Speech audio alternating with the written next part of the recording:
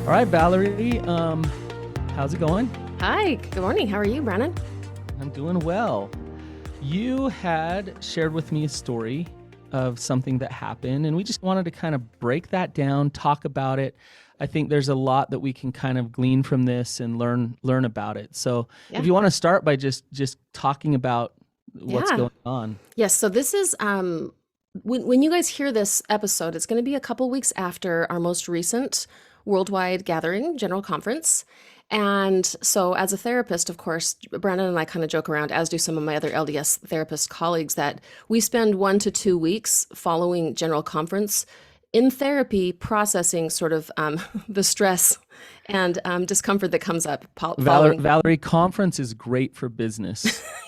Job security all day long, right? It is, yes. So yes, so this is just, I'm going to walk you guys through a case, an hour that I spent with a beloved couple. I adore these two. I've been working with them for quite a period of time, and they're just about my age. I'm 47, going on 48. Children kind of ranging from college to, maybe, 8, 9, 10 years old, house full of kiddos. It's General Conference Sunday, and this is what they bring in to me on Monday morning. So I giggle at this because it's just, I think a lot of you out there may on some level very much resonate with this. So there's these expectations of what we want General Conference to look like. I think there was some sort of a big breakfast involved. Mom and dad are both actually doing an enormous amount of beautiful spiritual growth. I don't see them as black and white, but I do see some anxiety, especially on mom's side, around how do we navigate our faith growth with small children. So you have older children moving into sort of more complicated relationships with the divine. 1 or 2 of the children are questioning a lot of things. I think one of them may have left the church. Mom and dad are grappling with how do we keep them involved and keep loving them and keep seeing them, meeting them where they are, while also instilling in our younger children the importance of having a religious education and things like that. So, and then you've got dad, who himself is in deeper struggle than mom. The husband is kind of having a little bit more of a challenging time, although by his own. So when you say struggle with his faith, struggle with his mean? faith, yeah. Yes. This gentleman is a convert, and just kind of went through that phase of honeymoon and all in, and then life happens and things happen, and now he's really trying to grapple with what I would consider his spiritual growth is, it's complicated, but he's working his way through it. Mm-hmm. And even by his own admission, he says, I'm really trying harder to own my own experience in the Church of Jesus Christ of Latter-day Saints. I don't see him as wanting to opt out or go away, but it's complicated, right? Okay, so he says, okay, General Conference is hard for me. I hear things with new ears. I want to parse out and sort of use my own sort of discernment and my own psychological agency. But by his own admission, it's a little bit of a challenge. Now, mom, on the other hand, sort of puts on the shelf her struggles, although I think she's legitimately trying to work through and gain, a deepening and testimony. But that goes away on General Conference weekend, because what she turns into is Orthodox mom trying to model for small children the beauty and majesty and glory of all the perfection that pours forth from the mouth of the people in Salt Lake City. Mm-hmm. So this is where we're going to hit this is the climax of the story. So the opening prayer happens. Mom is seated at the couch, reverently folding her arms, closing her eyes in this sort of this model of reverence. Yes. Dad is over there chomping on some bacon during the opening prayer. All right. And kids are sort of doing whatever, but by mom's retelling is that they're watching dad and clearly picking up the irreverence and how he is communicating that this is not serious, this is not important, this doesn't matter. And so of course the prayer ends and mom loses it. And then they both move into sort of this stance of well, you're not so very spiritual because you're eating bacon during the prayer. Well, you're not spiritual because you're being super judgmental about my eating bacon during the prayer. And then he takes off and goes upstairs. And they were, by the time they hit my office on Monday morning, they had done some repair, and they're a really sweet, strong couple. So it was more than anything like, we want to make sense of like, what in the world is going on? And how do we navigate this crazy thing that sort of emerged because of this funny story that happened? So, Yeah. my gosh, Valerie, there's so much here. Right? So much. Everything from the ways that we try to model worship to our children and trying to keep them in, so to Yes, speak, sure. to the difference in faith journeys for individuals who are married and how to navigate that and what to do with that, and how it can really lead to contention and resentment, or it can really lead to connection and support. And so, gosh, where do we want to go with I this, Valerie? know. Because Yeah. I love this story. I relate to it in some personal ways. Yeah. I've been the bacon chomper. Yeah, you guys, when Brandon and I always kind of riff before we meet here and throw out ideas to one another about like what would be the most fun. And I shared this with him, and he's like, Valerie, that was like, that's me. Like, that's my life. That was like the first 10 years. My wife would try to get me to sit there. Like Saturday conference to me is like, oh yeah, if I hear it in passing while I'm like cleaning the house, great. But not her. Oh no. It's We're in you our sit there, Sunday best. you listen to Sunday best. Not really, but Yeah. but like it's like very, very important to her. And it's not to me. Saturday conference is not important to me. Yeah, well, to just I really withheld, because as a therapist, it's not about us, right? But it Right. was really challenging for me. I had to just do my Valerie therapist straight face, because Yes. I'm listening to this and I am just tickled by, first of all, how typical I think this is. And secondly, just again, it's hard for us not to have some sort of a personal response, right? Because I grew up in a home, and I'm not saying this is good or bad. I'm just saying it was what it was. We didn't really consider the prayer over the television an actual prayer. I mean, like, we wouldn't stop our Right. conversation. We wouldn't stop eating our bacon. Like, it just was Right. part of the culture of the home. And so when I recognized that like this was such a big deal to mom, there's probably maybe some culture and what was normalized in her childhood home. But I think also this was driven by, and this is what we kind of started talking about in our therapy session. This was symbolic of a lot of anxiety that this couple, and especially mom in this case, was managing around what kind of messages are we sending to our children. It's never about what it's about, right? It wasn't about eating bacon during a prayer. It was Right. about your not being a good example, and your religious irreverence could potentially be communicating something to our children that is going to impact their eternal, salvation. Yes. So this leads to a bigger discussion, which I think is really, really important. And I'd love to break this down. So look at what she's doing. If they've had a child who's left the church, and I don't know whether they have or not. I'm pretty sure they have. If they have, then it makes sense why mom's folding her arms saying, we listen to conference and this is what we do. And young children, look what we do because we want you to follow this. But it's driven from a place of fear and control and anxiety. Yeah.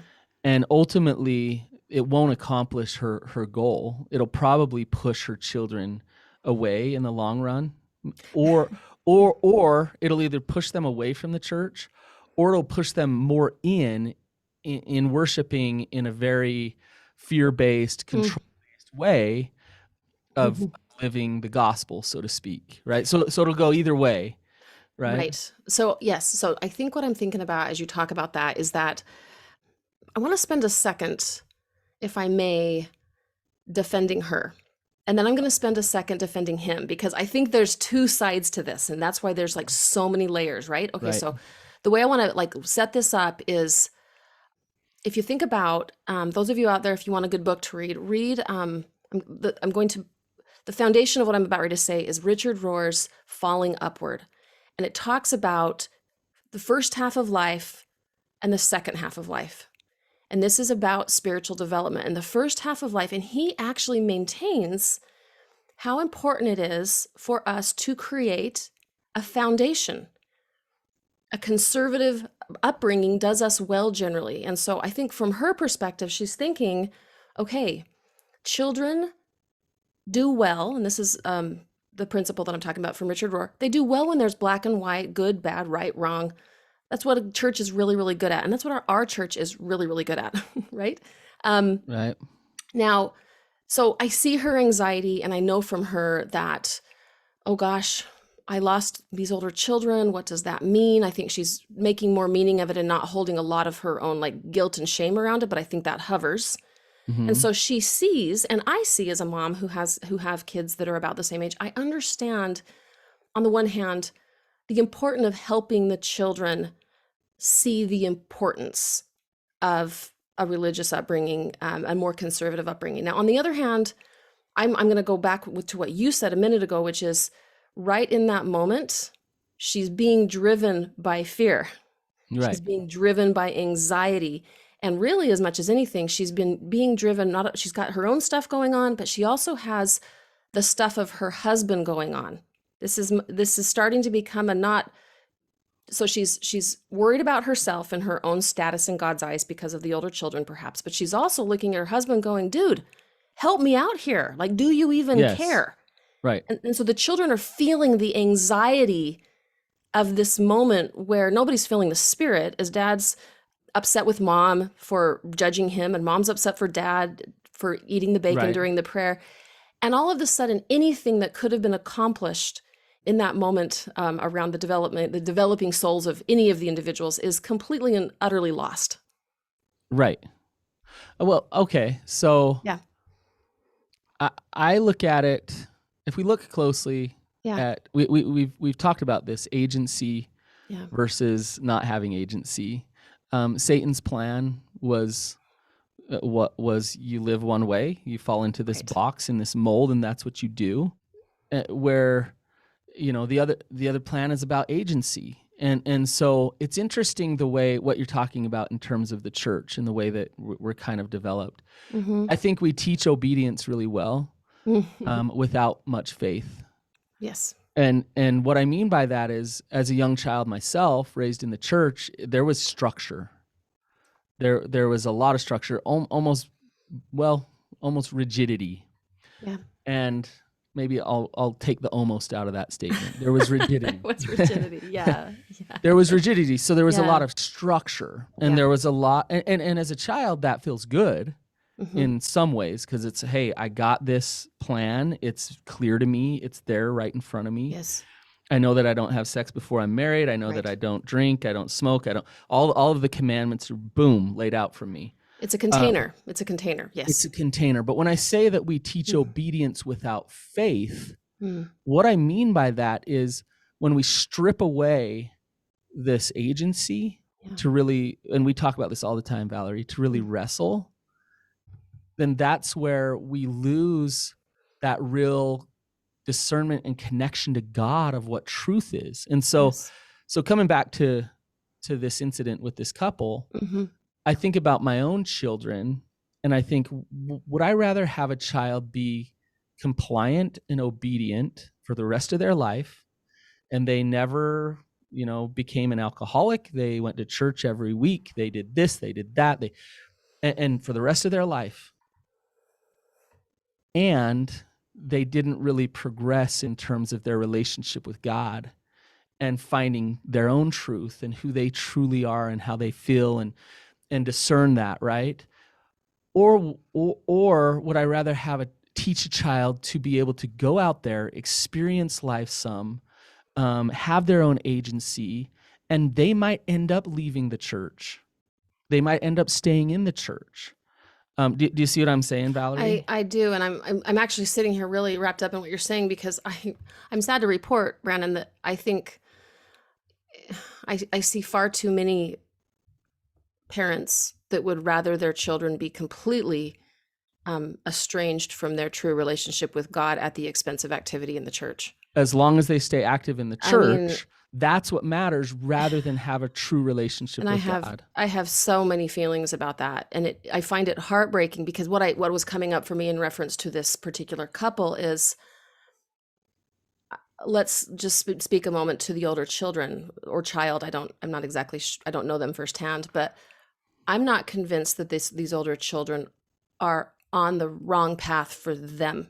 They Yes. may actually be exactly where they need to be to fulfill the measure of their creation and learn the things they need to learn in their one big beautiful life And to help them.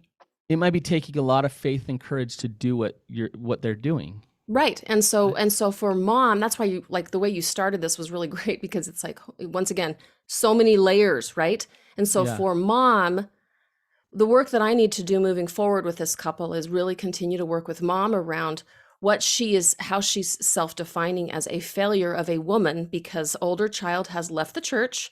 Therefore, I have to double down in my rigidity and make everybody put their straitjackets on for, 8 to 10 hours every Saturday, or every Saturday and Sunday of conference weekend, because that will prevent the, the replaying of this large tragedy Right. as in her own eyes, right?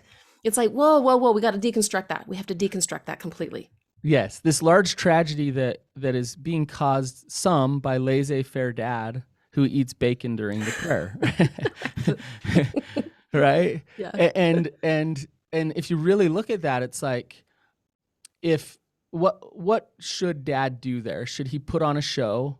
Should he fold his arms and act like he's really into the prayer? And model to his kids that that's what we do, because, or should he be honest with his wife and honest with his kids about, look, like eating bacon is more important to me right now than listening to this prayer on the TV, right? So, let me just this is where the way I'm sort of conceptualizing this case, and how I ended up my time with them in anticipation for them to come back next time that they come, which is this. What you guys are going through right now is you're spending so much time managing each other's Yes. anxiety. Like she's displacing her own anxiety onto him, and he is becoming the problem, rather than them as a couple recognizing that we both actually want the same thing. And they really do. You can't always say that, but in this case, I know these people well.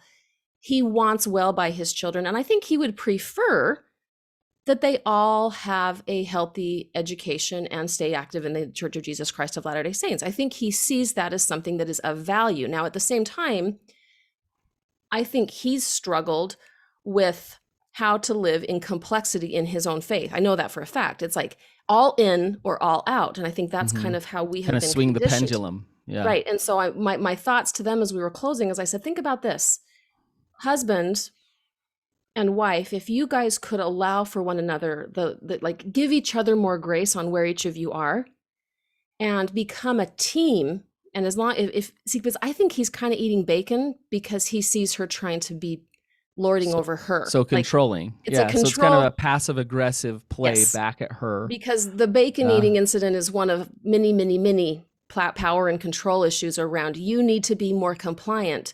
And I'm over functioning over here with the children. And he's kind of giving her the finger saying, I'm going to do what I'm going to do. Exactly. And yet the funny thing is, if you really unpack these, they want the same thing. And he's not even necessarily rebelling.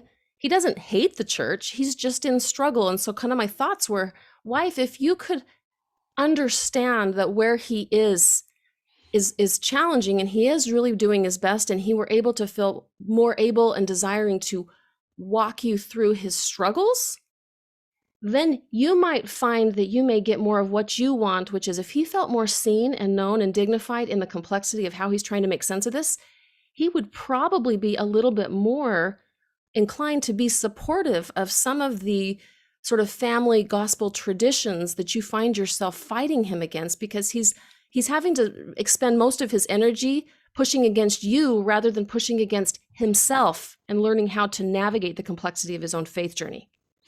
Right. This really, I think you said this to me, Valerie, and it's interesting their age and where they're at in life. Yeah. You start to realize at a certain point in marriage that really knowing and honoring yourself and your individual truths and who you are is actually one of the most beautiful parts of marriage. So instead of me and my wife becoming more like each other and agreeing more on everything, me and my wife get better at supporting and allowing each other to be who God made and who we are.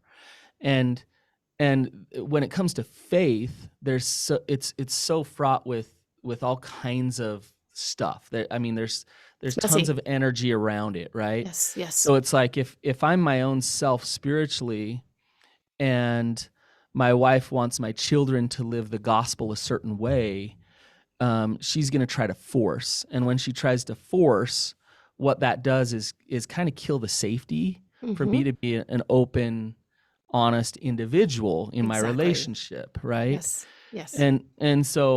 And so I think it's really important to understand that principle of instead of trying to get my partner to be what they should be, let's start with honoring who they are right now, I love it. right?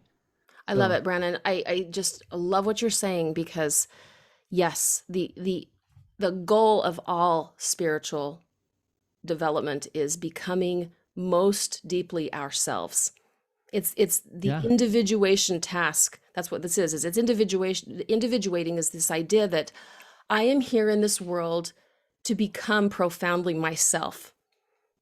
right, And that's really even saying that like makes some people itchy because I think sometimes we are messaged that what we're really here to become is a merging of ourselves and our eternal companions. Now, you got to like separate those two because the thing that happens when we have that, what I would consider false tradition, false doctrine, whatever you want to call it, is that I need you to keep being the thing that I need you to be to keep me comfortable. And so we sort of this enter into this yes, sort of like regressive collusion where both parties are sort of trying to navigate how to keep the other comfortable. Whereas the difference is, this is the beauty, and it's the paradox, Brandon. If yes, in the case that you're referring to, your story and the story that's in this case study, if the female partner dignifies the journey of the male partner and says, I see this is hard, you're grappling, you're struggling, I honor this. You also want, he's wanting, in both cases, neither of you were like going off and like doing heinous things, right? You're just grappling, right?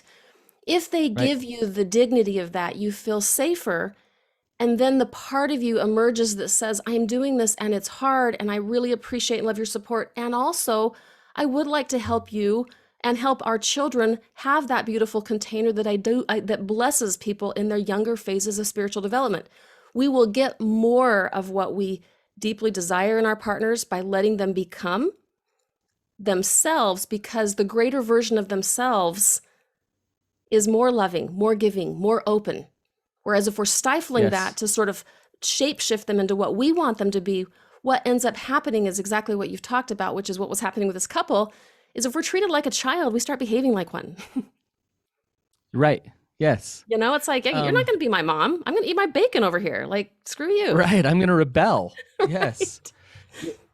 As you're talking, Valerie, I'm thinking it's a lot easier. As I'm listening, I'm thinking it's a lot easier to want to receive what you're saying than to give it. And Oh, so yeah. so it's like, yeah, I want my wife to actually see me and give me space and understand me and create safety for me so that I can explore and wrestle with God and be on my own journey. I want that. Hmm. But then when my wife comes to me and she says, "Hey, I think this spiritually," or "I want to do that," or this, and I'm like, yikes, force, fear, control, boom, Yes. shut that down because you're scary. This is scaring me because this will affect our lives because you're my wife, right? Yes. And so I think it's important to really look at both sides of that. Of if you're frustrated because you're feeling like you can't be safe, then how are you not creating safety in your relationship for your partner? Right. Start there first. Right. I think what you're saying is like when we are driven by anxiety and fear on either side, it never goes well. It never goes well. And Right. so in the case of what I was just kind of thinking about is, and this is again, execution is you and I can, we have all these big ideas and they feel really good. And then like, like turn the podcast off and it's like, I'm going to go In practice real that. time. It's Yeah. 1,000 times harder. Right. Um, but the only virtue of what we're talking about, I think, or a virtue that we're talking about, is that oftentimes it's true, even though it's hard. Like if we can wrap our brains around a true principle, then we can start to move towards seeing our relationship and ourselves differently. So, but I Mhm. also am very careful in my work with people as a therapist to say I'm not saying this is easy. As a matter of fact, this may be the hardest thing you ever do. Like to let go of what it is that you want your partner to be. Like, and I think sometimes that's something else that kind of came up in this couple that I've really appreciated their authenticity around, which is they're saying what a lot of people feel and think, but don't ever have the courage to say. And her, she said, "You're not who I thought you were. I married Peter Priesthood, and you're over there being obnoxiously yourself, changing, growing, morphing. It's really annoying. Like, stop it already and fold your arms and put the bacon down, right?" Right. And I'm kind of going, as a therapist, I'm like, and yet aren't we here to change and grow and morph and be like ridiculously ourselves, even if it makes our partner uncomfortable? Yes. Yes. Here's the thing, Valerie. Yeah. There's there. So I look at this couple, and this incident is really fascinating because it can go several different ways. Mm. Um, it can lead to resentment. It can lead to more force, more fear, more control, and disconnection. And it's going to hurt the It kids, could which is the sad thing, right? I mean, they total that will totally backfire. hurt the kids, Mm-hmm. and yeah, it'll lead to future discord and all kinds of stuff. It can lead to sweeping it under the rug, shutting up, and just both of them don't speak their truth, and it's just like frustrating and builds resentment. Mm-hmm. Or if you're willing to do this work and you're willing to create this space and have the courage to allow each other to be who you are and be honest in that and Yeah. open, there's a payout. And Oh, the huge. payout's amazing. It's intimacy. Yeah. It's like real deep connection and love that's beautiful if you can deal with your own stuff, deal with your own fears, and do this with your partner. It's awesome because these most emotional, spiritual, vulnerable things, therein lies opportunity for real deep connection. Amen, brother. Amen. It's so true. And it's painful, right? It's painful. Like in this particular case, what I have to sometimes say is just sort of an extension of their struggles, which is she says, I do everything. Like recently, I'm the one that calls prayer. If scripture study happens, it's me. And in my mind, I'm like, okay, well, not even in my mind, out loud, what we process is, well, once again, you have a couple choices. You can coerce, guilt, shame, resent, and sort of like, strong arm your husband into something that he's just not feeling. And we all know where that ends us, right? Or you can decide that if this in fact matters to you the way it does, look at what your heart is, look at what's driving it. And she really she says, it matters to me. I love it. I want this thing. And so I said, well then you do it. Like you lead scripture Yeah. study, you do the thing that matters to you. If you have to go to church by yourself with a child, and this is where it's so hard, which is as best as you can, move as much as you can towards doing it with a loving heart, doing it Mm-hmm. from a place of he is on his own journey. And would I prefer, there has to be some actual like detachment. Would I prefer he look a certain way? If I could hand him a script and turn his heart into something that was exactly as I desire, would I rather? Of course. And yet, here we are, and I am married to a beautiful, kind, generous, good man. And I can say that firsthand because he is, who's in Mm-hmm. struggle. And I'm Mm-hmm. also going to do the thing that is right for me with our children, that makes the most sense, and see what happens, because I guarantee as we increase love, hearts will soften and something will be very, Yes. very different as opposed to the strong arming. Not Yes. easy though, right? Not easy. Not easy at all. I want to ask you, Valerie, let's say I'm the spouse who is married to somebody, and I feel like if I were really honest and open about where I'm at Mm-hmm. spiritually, that would just rock their world. It would just be really difficult for them. So I want them to just kind of stay happy in their ignorant or naive Right. bliss, right? Yeah. Just like I'm just not gonna like there they are thinking that I'm Peter Priested. Yeah. Um, but we know what happens to a relationship like that. Well, that's not a real And so marriage, right? I mean, there's no intimacy there because if you in this case are not sharing this with your partner, I don't doubt that there are 7 or 8 or 10 or 12 other pockets of silence that are being other held other in too. other parts. That Yes. if you don't That's a good point. feel like you can be seen in the workings of your own heart as it pertains to spirituality or sex or employment or parenting or friendships or whatever those things are, like that is the work of becoming intimate, is to tolerate and learn how to tolerate. And quite honestly, if this was you and your partner just couldn't tolerate it, that needs to be addressed, because what she's basically saying is, I am married to a caricature of you and you need to stay this way for me to be okay. But that kind of relationship cannot, it won't persist. Right. I think it can survive and create some misery Right. I mean, people stay in married all the right? time that way, but I wouldn't say there's anything Yes. flourishing or thriving in that kind of marriage, because one person is a taskmaster and the other one has disappeared. But Valerie, let's say that I've lived this way for a while and kind of I'm in this bind now where years and years have gone by where I've played this game. Um, would you suggest that I go and just back up the dump truck and kaboom, here here it is, spouse, here I am.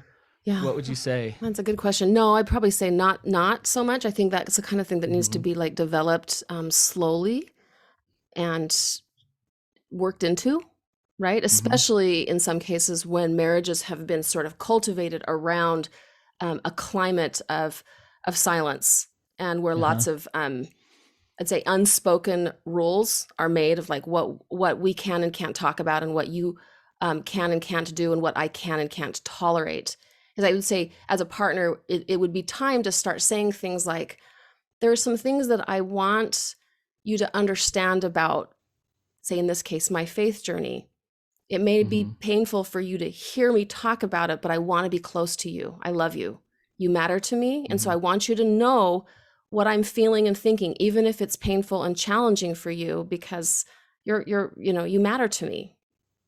And Wow. Did you hear yeah. how Valerie said that? That is so good. I mean, because usually Mhm. that's not how it comes out. No, Usually it's so emotionally based. There's so much behind it that it right. comes out in drama or it comes out Yeah. in a really backwards way that doesn't help the relationship. Well, it often comes And out in like a big fit of conflict, right? Because, something's yep, been repressed for so long that it then just sort of yep. comes out in like sort of a big explosion. But from a therapeutic perspective, if I hear somebody who is the one that's holding back, I actually pressure them because they are participating in a collusion of silence. They want to blame their Hmm. partner for shutting them down and being belligerent and punishing. Those things all may be true, but that doesn't mean that the silent partner isn't participating in the dance in a way that is keeping the couple very, very sick.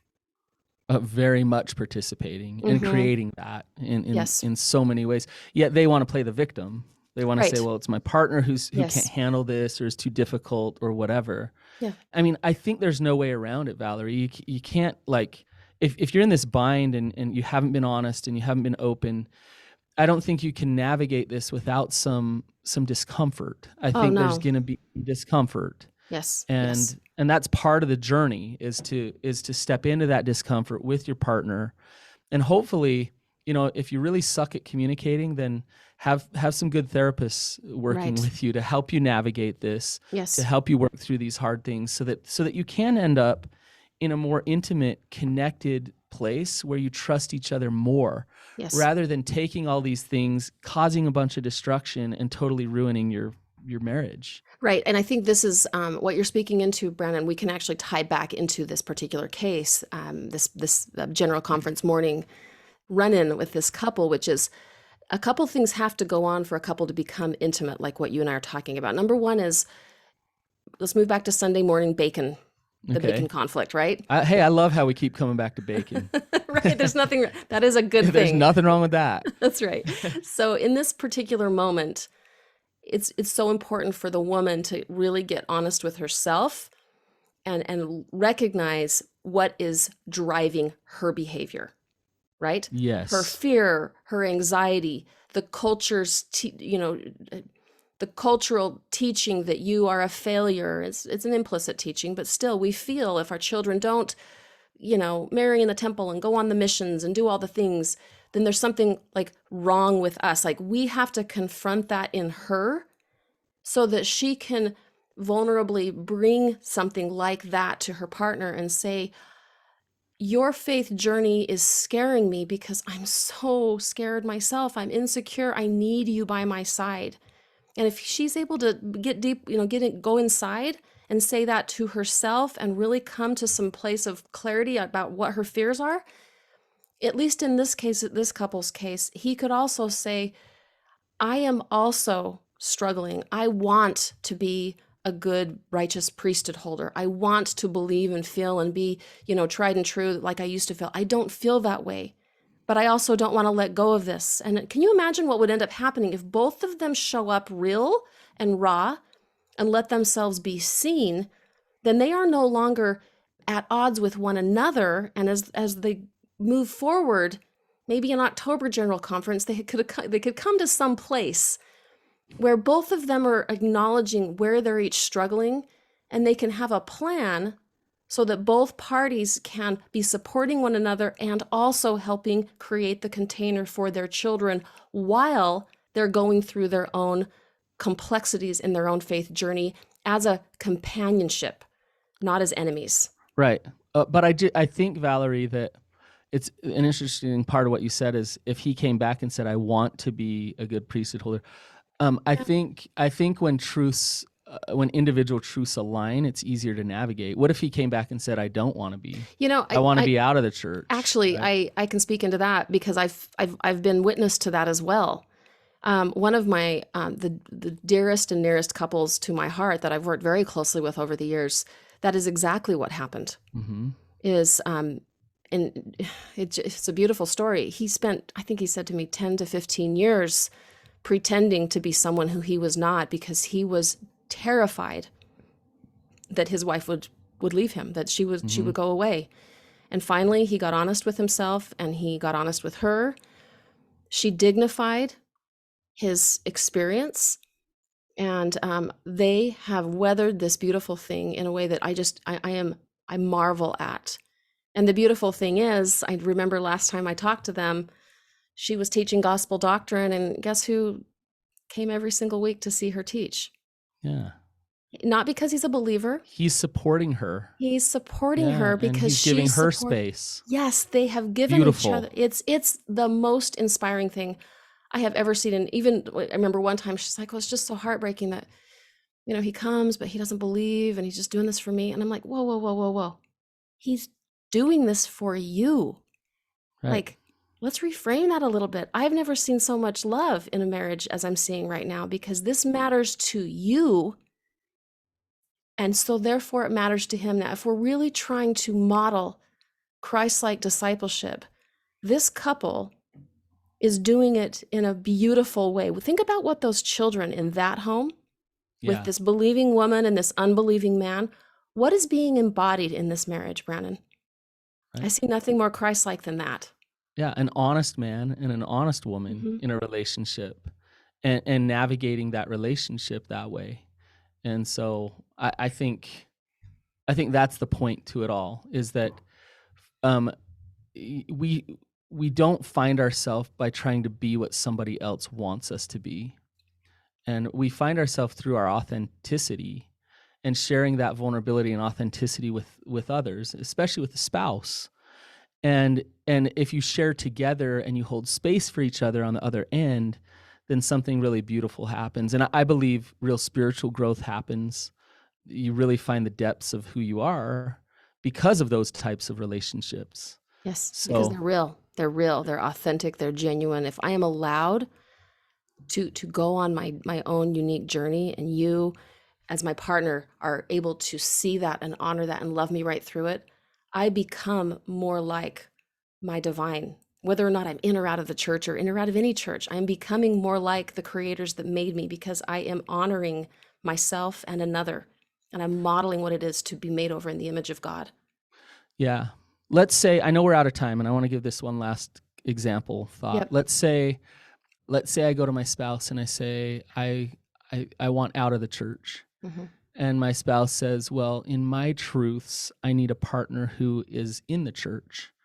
And so there's this just kind of hard line that's not really, there's not much to negotiate or compromise. It just kind of is. And both people are being humble and kind and patient with each other, but honest. Mm-hmm. And let's say that they end up divorced because of it. In my mind, they're still moving forward. They're still acting in their truths and learning and growing and loving each other through this process. They can totally love each other. And maybe the compatibility with their truths isn't there to actually retain a relationship. And I think that's better than playing the game and living in the dark and hiding and having all kinds of resentment and those types of things in a marriage. Yeah, I think the authenticity, I mean, yeah, you opened up another whole subject that I think we could spend a lot of time on. So just to keep it brief, I would say there's never, in my mind, the virtuous choice is never to hide one's inner self. Mm-hmm. Like, that is not a part, in my mind, of a healthy, thriving marriage. We have to let ourselves be seen. Now, I'm not one that says you have to disclose every single thought, Right.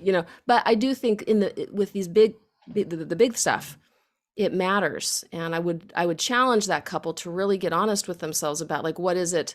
Is it possible that one or the other of them is in fact showing some rigidity, that this can't be resolved inside of the marriage? Now, it may not, and there may be other issues that make marriage not an option for them. But I think what you're speaking to is that hiding one's truth is never the right solution or answer in an intimate marriage or an intimate relationship, or certainly a marriage.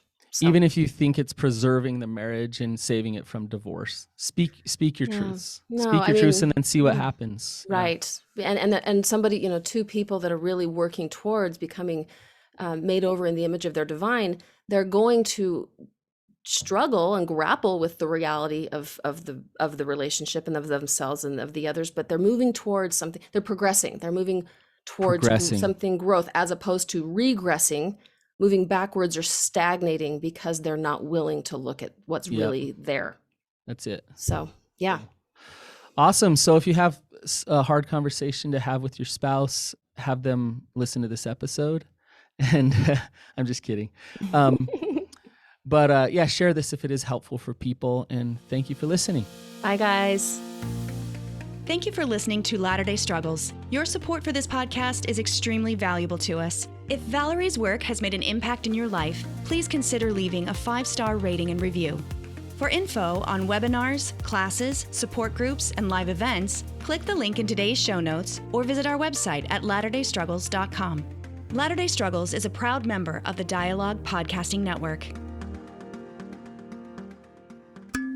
Dialogue Podcast Network.